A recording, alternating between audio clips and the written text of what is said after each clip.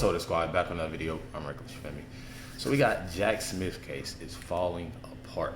Make sure you hit the like button, subscribe. With more videos we drop today, we got two more videos to drop. So make sure y'all stay tuned for it. Going to be covering Judge Joe Brown, as well as what's going on with we have here. Arizona's rigged vote counting. So we're gonna check that out too. Make sure y'all hit that like with that subscribe button. Make sure y'all also DM on Instagram, LifeWithRecklezz, and email LifeWithRecklezz@yahoo.com for more videos for me to check out. Let's get in the video.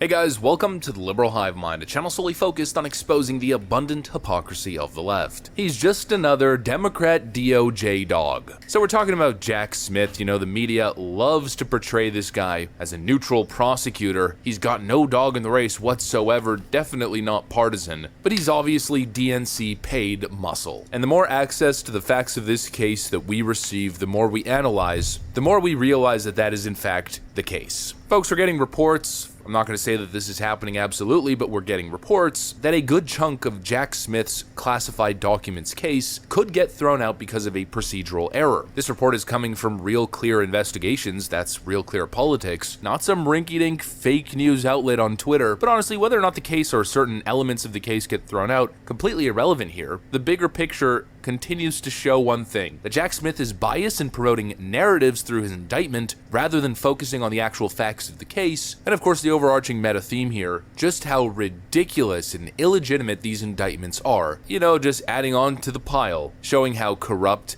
this abuse of power truly is. We got some stuff to get into, so let's roll the tape. Alright folks, take a look at this headline right over here from the Conservative Brief. Jack Smith's documents case against Trump in danger of being tossed. Special counsel Jack Smith's classified documents case against former President Donald Trump is likely to be tossed out in large part or in full because of a procedural error, according to investigative reporter Paul Sperry. The Real Clear Investigations correspondent cited unnamed legal insiders in an X platform post, writing, "Developing legal insiders say Jack Smith's USC 1001 false statement charges against Trump will be tossed since Trump was never even interviewed by a federal agent." Also, Sperry intimated that Smith's case is not built on substantial evidence, but instead relies on largely inflammatory rhetoric meant to sway a jury. Jack Smith's January 6 indictment of Trump repeatedly lies on a fuselage of subjective, even inflammatory language, devoid of underlying facts and evidence to appeal emotionally to jurors, including fraudulent/fraudulently, false/falsely, fake, and sham, he wrote in another X post. Sperry also claimed that Smith's case relies in large part on an emoji. Jack Smith's Mar-a-Lago obstruction case against Trump is based on an emailed emoji related to security camera footage that was never actually destroyed, according to legal insiders. Part of Jack Smith's case against the former president has already been tossed. U.S. District Judge Aileen Cannon of the Southern District of Florida, a Trump appointee who was overseeing the case,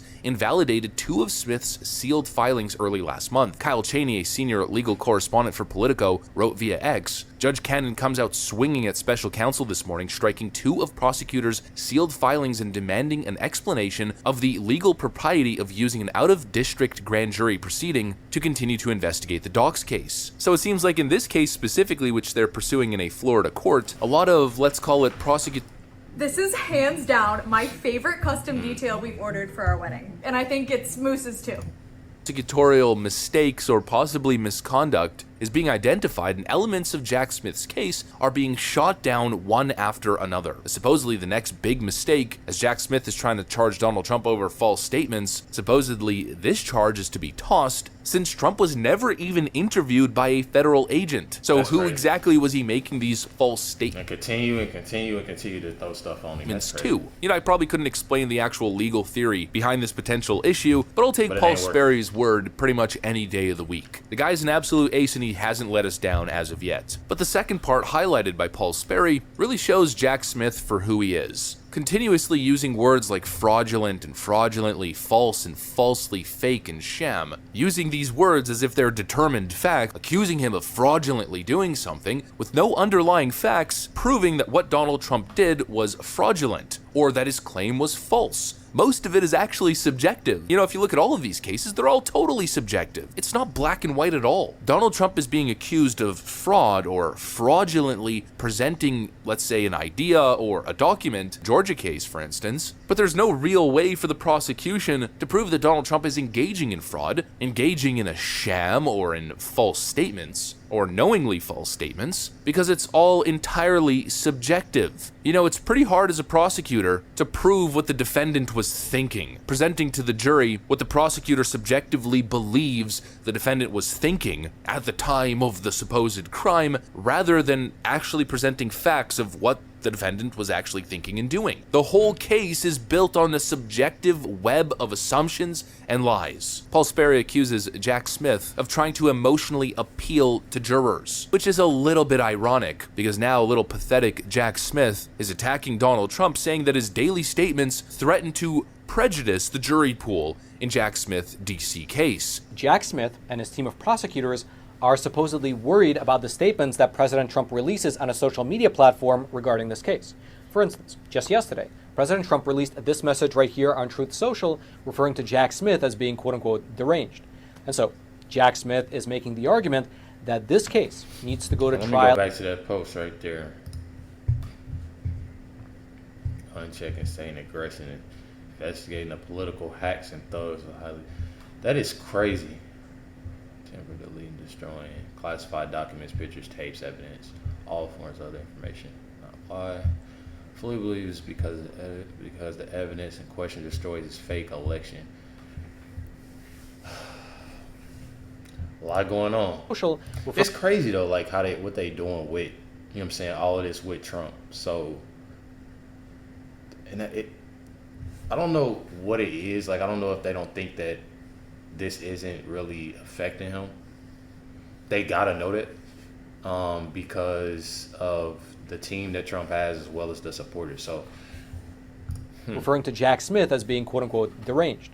And so, Jack Smith is making the argument that this case needs to go to trial ASAP before the jury pool in Washington, D.C. gets contaminated after reading too many posts from Donald Trump. By the way, important distinction, Jack Smith is complaining that the jury in the case in D.C. in the District of Columbia could potentially be tainted by Donald Trump simply posting things online, you know, making daily statements. What an absolute piece of work. This guy has actively attempted to sway the jury, the same way that they're doing in Georgia, and he has the audacity to claim that Donald Trump's public statements, Donald Trump's free speech, is threatening to prejudice the jury pool. Yeah, you know, I might be inclined to fall for that bogus argument if I was a complete moron, as if a DC jury can be tainted in Trump's benefit. Give me a break. 64% of DC residents would find Trump guilty before a trial even begins, and only 8% would find him innocent. How is this fair? Yeah, that's a great question. A recent poll conducted by Emerson College found that 64% of DC residents questioned would simply find Donald Trump guilty without even knowing the facts. A real fair process, huh? I don't ever want to hear anything about a prejudiced jury pool from the DOJ prosecutor bringing a highly political case against a Republican in 90+% Democrat stronghold DC. And now he's essentially making the argument that it's inappropriate for Donald Trump to be speaking his own mind on the case, a man with his back against the wall fighting for his freaking life. He's saying that guy shouldn't be allowed to speak and defend himself publicly because he might convince jurors that he's innocent or that the whole thing's a witch hunt. Go F yourself. There's no other way to react. These people are sick, legitimately sick. None of this is legitimate. For me to even give a slight benefit of the doubt, the grand jury proceedings that led to these cases would have had to been conducted literally anywhere but Fulton County, DC, and Manhattan. These cases are obviously biased, one-sided, subjective nonsense, and if all the evidence that we've seen isn't enough to prove that, if the general circumstance isn't enough, then I'd argue that all of these Democrat prosecutors and Democrat judges pushing as hard as they are to make sure that the trial date is ahead of the election season is pretty much the cherry on top, or the straw that breaks the camel's back, whatever metaphor you want to use, you know, the last piece of the puzzle showing the whole picture. And my hope is the more this nonsense plays out, the more this theater plays out in the public, the more people start to realize just how garbage these indictments truly are. It's a bunch of trash led by a bunch of evil goons. Anyways, that's what I got for you guys. Some good news, some bad news.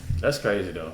I feel like with this whole Trump situation, it's kind of in a sense of getting annoying. It's getting old in a sense, because it's like, why continue and continue and continue to try to build and try to still talk about the same that literally is, and it's all because they don't want, Trump running, and they don't want Trump, it's sad, you know what I'm saying? To me it's sad. And